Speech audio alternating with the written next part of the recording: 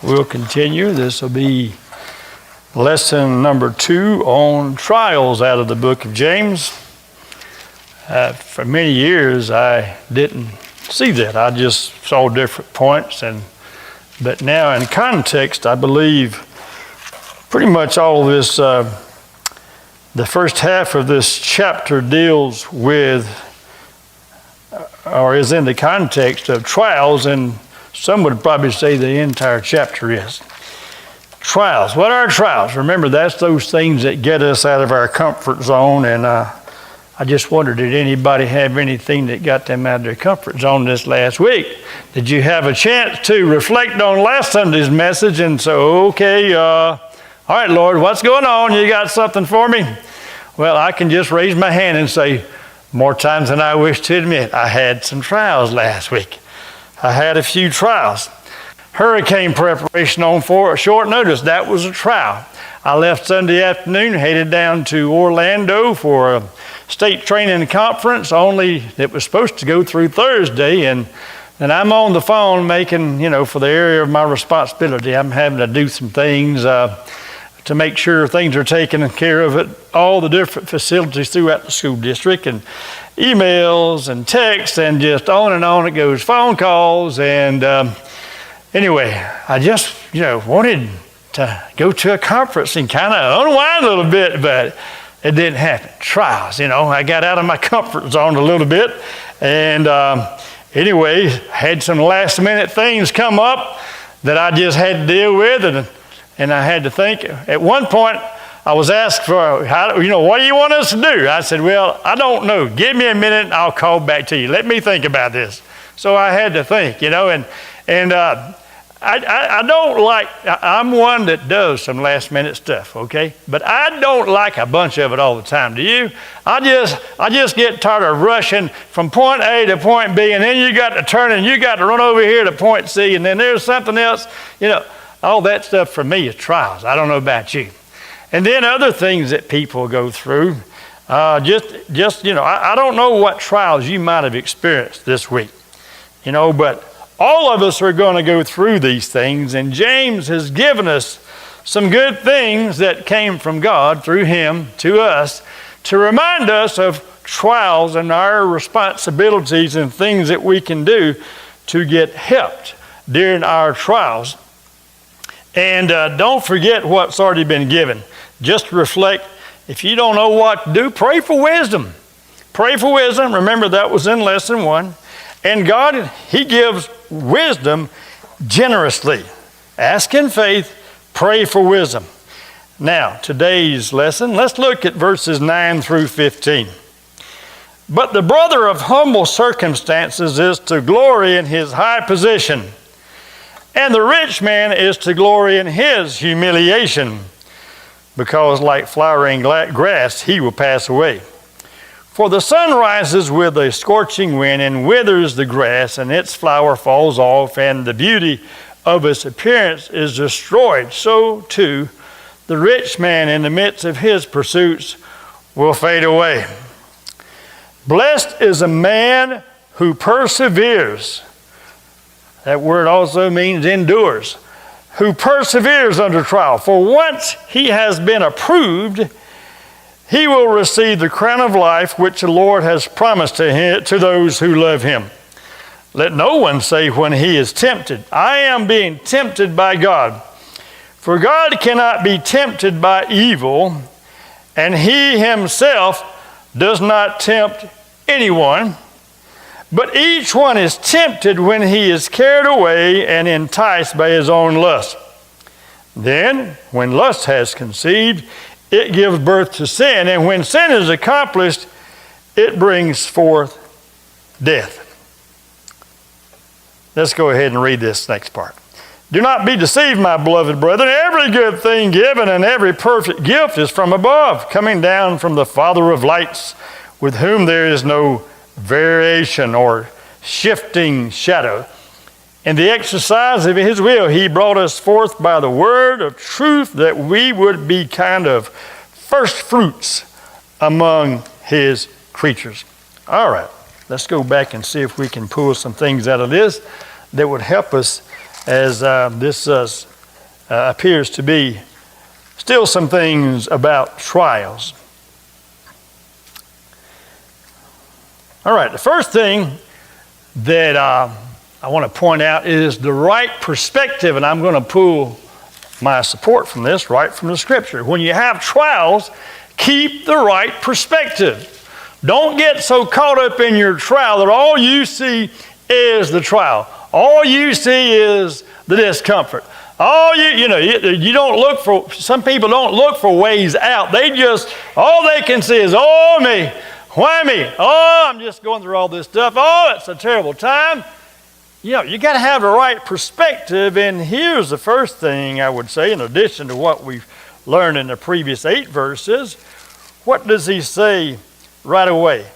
But the brother of humble circumstances is to glory in his high position. Now that's an interesting verse right there. But the brother of humble circumstances, I believe that's another way of saying trials. Some trials you just get kind of trapped up in them, and hey, I got to have some help. And finally, if it gets so bad, I know for me sometimes it gets to the point where, okay, all right, let me get back on my knees. Let me get my life totally in tune with God again. Let me get in that quiet spot. Let me find my closet. Let me humble myself so that I can hear from God and see how I'm supposed to handle this situation. And when you get there in that spot like that, that's a high position. That's what it says. The brother of humble circumstances is to glory in his high position. Now, it's so easy, as I mentioned, to get caught up in our mind and thinking about our problems. But listen, there's a worldly perspective, but there's also the spiritual perspective. Are we walking around most of the day when we go through life after we leave church on Sunday? Are we caught up in the spirit, or is it back to normal life on earth? Here I am. One day I'll make it out of this mess, but now here I am. Listen, the mind of Christ is something we should have every day while here in worship. But when we leave, we're to have the mind of Christ in everything. Amen? We're to have the mind of Christ. And we respond as Jesus would respond. But all too often, we get away from the spiritual mind and we let the problems of the world get on us, and the cares of the world and the routines of doing all we have to do, that we get pulled out of that spiritual perspective. Being filled with the Spirit, we find ourselves kind of like sitting on empty rather than full. And then when we have these trials, guess what? God uses them to get us back to that full state again. That's called humbling. The humble. So rejoice. Thank you, God. I'm back where I need to be. If that's what it took, Lord, that's where I need to be. Is that making sense to anybody? But the brother of humble circumstances, that's what trials are. If you're a believer responding in the right way, you let them point you right back to God. You get better, not bitter. You get spiritual minded in the midst of it. You line yourself up with God, from whence, looking unto the hills, from whence comes my strength, right? All right, so that's a great position when you get there, and thank God for the trials if that's what it takes to keep us there. Because otherwise, you're like the rich man. He's just stacking up, gathering money, spending, gathering things, and that's just like a flower that when the sun comes and the storm comes, he mentions a flower here, its flower falls off and the beauty of its appearance is destroyed. You and I are not destroyed. We're being fashioned more into the image of Jesus. So we're in a high position. A rich person, the person who don't have his eyes on God, looking to fix things himself or herself, that's a bad position to be in. That person is going to end up destroyed by their circumstances because they didn't turn to God. So maintain, have the right perspective. First of all, verse 9, realize you have a high position. But here's the second thing. Look at verse 12. Blessed is a man who perseveres under trial. You're blessed. You're not only in a high position, but when that trial comes, you've got an opportunity to be blessed by God. Anybody want a blessing today? It may come through a trial, but God blesses. He gives good things to us. He blesses us. But you've got to respond the right way to be blessed. What does it say? Blessed is a man who perseveres under trial. When that trial comes, you got to persevere. You got to endure. Boy, it sure is. It's like it's like when my vehicle, my work vehicle, my air conditioner went out last Friday. And I'm traveling around, got so many things to do. Think, man, I can't put these things off, so I got to keep going. I got to keep. You just when trials come, you can't quit. You got to keep on. You got responsibilities you got to take care of. You wait on God. You pray for Him. Pray to Him for wisdom. You respond the right way. You try to maintain the mind of Christ. But in the meantime, let Him work it out. I don't know if that was the best illustration or example, but that was just one from me, and that I had to endure. But in trials, we need to endure. I think, and I thought of the Olympics that we just went through, that just took place. I didn't go through them. I didn't even get a thing, thank you for applying. I didn't get none of that, But you think about all those runners. All of us can run, but can we run with Olympic speed to be able to even make the team for, our country? It takes some doing. Do you think those people that tried out for the Olympics, do you think, and some of them may have, well, I hear there's Olympic trials going on here next month. I think I'll start running and see if I can get in shape and go try out.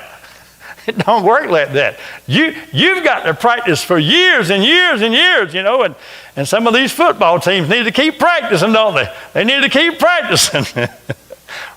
Locally, we've got a bad season going on. But more practice. If you're going to get better, I used to tell and I said it to myself, when I was practicing regularly in Taekwondo, the martial art that I taught for about 15 years, and enjoyed, and one day I'll get some more time and try to enjoy it some more at my old age. But my students would reach a certain level, and I had one that was barely black belt. He was still trying to get better, and I said, listen, you're no better now than you were this time last year. I said, you've got to do something different, otherwise you're not going to have a different result. You've got to put something in your regimen of practice and your routine. You got to do something different if you're going to excel and get better at this. You got to spend more time stretching. You got to stretch a different way. You've got to do something different because you're just not there. And for us to get better through trials, we've got to persevere. Those gymnasts, I remember reading a story, and I've shared it before, that when they make the Olympic team, man, they'll practice till 10 o'clock at night. That's after supper. They take time for supper break. Then they back at the gym practicing again till 10 and 10:30 at night. And then you think they sleep in the next day because they work late on gymnastics. No, they get up early, 4 or 5 in the morning, and they practice some more, and they eat breakfast, and they practice some more. They practice and practice and practice. And think about the runners. Man, they run. Some of them run out on flat land, and then some of them want to get better, and if they can just get 1 second better, it may take them a whole year to just get 1 second better. They may have to run uphill. You ever try to running uphill?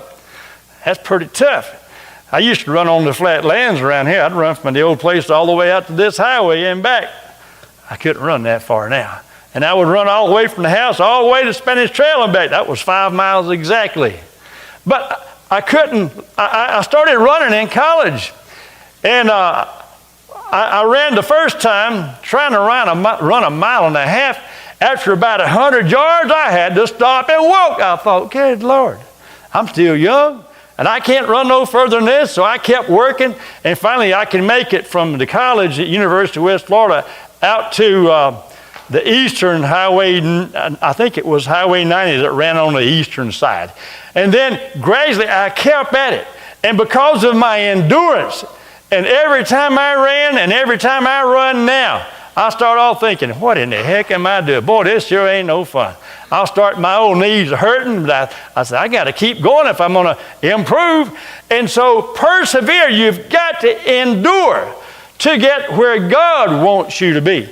He sent the trial. I don't know what he's doing with the trials he sends you, but when he sends a trial, it says you are blessed. You'll end up blessed. You are blessed if you persevere. All right? So you got to keep on. Don't give in. Don't give up. Pray for wisdom. Pray for deliverance. But realize, if it's a trial, to me that means it's going to be kind of a drawn out thing. You know, otherwise it's just a need and God can meet it just like that. But when that need goes on, when you're out of that comfort zone for a while, that's a trial. That's the way I look at it. Okay, so perspective. Realize you have a high position. Realize you're blessed if you persevere. And now the final thing is, on perseverance, don't give in to the wrong exit or exits. Don't try to get a quick fix. This thing over with in the flesh. You ever tried to fix something yourself? Look what he says here. This verses 12 through 18, some scholars say is one Greek paragraph. What's he talking about? In the verse part of the paragraph, blessed is the man who perseveres under trial. He's talking about trials still. And in this same paragraph, look what he says in verse 13. Let no one say when he is tempted, I am being tempted by God. Let no one say he is tempted. Now, usually when we hear the word temptation, we think of some of those vices that people get themselves involved in. Temptation to do drugs. Temptation to, to drink alcohol. Temptation to just indulge yourself in things that just bring pleasure. But in the context here, he's talking about trials. It's in that same paragraph. So to me, I think he's talking about, don't look for a quick exit when you're persevering. Don't just say, I've been around some lost folks. You ever been around lost folks before? Every day, right? You ever seen somebody going through a trial? I've seen it many times where, man, I don't know if I can take more. I got to have a cigarette. Some of them will say, all right, well, okay, have a cigarette. I'm tempted to just go off and throw me a big drunk. Temptation, see? Why? They want out of the stuff they go. They don't want to go through the stuff. They don't want to go through the trial. They want a quick exit. They think getting drunk is going to, well, at least for a little while, it'll be out of my mind. I knew a guy one time. Him and his wife was having problems, and mainly because he was on drugs. He couldn't leave the drugs alone. And I asked him one day, I said, because I've heard that drug addicts, most of them have a trigger. That means there's something that just throws them out of the loop, and they just have to go have a drug. They have to go have a high to clear their mind, to get out of the turmoil that their mind's in. That's a trigger. I asked him, I said, man, what is it that throws you over into going to get into drug? He said, it's that wife of mine. She gets to just raring and tearing, and I just got to have sleep, so I go get high. Temptation. Don't that come by way of temptation? And when trials come, be careful, because you'll be tempted for a quick fix or a quick something to get out of it. But those temptations don't come from God, but he tells us some very valuable things. Verse 14, everyone is tempted when he is carried away and enticed by his own lust. That is, there is something inside of you that has a desire for other things that bring some satisfaction. And now I think there's good lust and bad lust. He's talking about bad lust here. If you're looking for a quick way out, be careful, because your body is going to want relief. Your mind is going to want to be free. There's a part of you going to want to be free from the stuff you're going through, but be careful, because that lust can turn into temptation, where Satan organizes an opportunity for you to do something that for at least a few moments you can just have your mind on something else. You can be totally free from all this.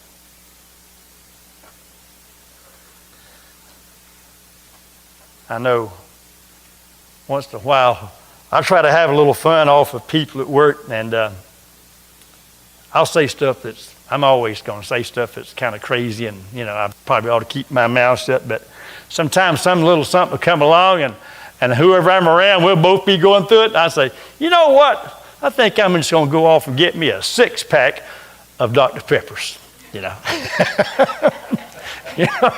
they thought I was fixing to say something else. But, there's going to be temptation that you want out of this. But be careful. Don't follow the temptation for the quick exit.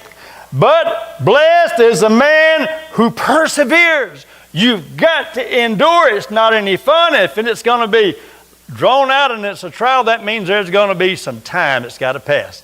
However much it is, I don't know. But your quickest way of getting out and getting the trial over with, person goes off and gets high, they still got that to deal with, and they probably going to mess things up and make their life worse because they tried their own fix. They tried their own method.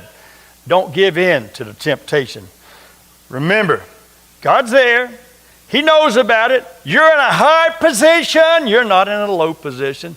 Get your mind set straight. Put on the mind of Christ. This is no fun, but I'm going to count it all joy. I'm going to just get my mind straight. I'm going to look further down the road. Look back at verse 12. Blessed is the person who perseveres under trials, for once he or she has been approved, will receive the crown of life, which the Lord has promised to those who love him. There's a crown of life waiting for you and I if we'll just persevere. Hang in there. You've got the best help in the world. The Lord is right there with you. Let me turn over here in closing in 2 Corinthians chapter 4 and read to you some good stuff here in closing. And I won't try to discuss this. I'm just going to read it. 2 Corinthians chapter 4 verse 7. But we have this treasure in earthen vessels, so that the surpassing greatness of the power will be of God and not from ourselves. We are afflicted in every way, verse 8 says, but not crushed, perplexed but not despairing, persecuted but not forsaken, struck down but not destroyed. And skipping down to verse 16, 2 Corinthians 4. Therefore we do not lose heart. But though our outward man is decaying, things may be just falling all apart on the outside, yet our inner man is being renewed day by day. For our momentary light affliction is producing for us an eternal weight of glory far beyond all comparison, while we look not at the things which are seen, but we look at the things which are not seen. For the things which are seen are temporary, but the things which are not seen are eternal.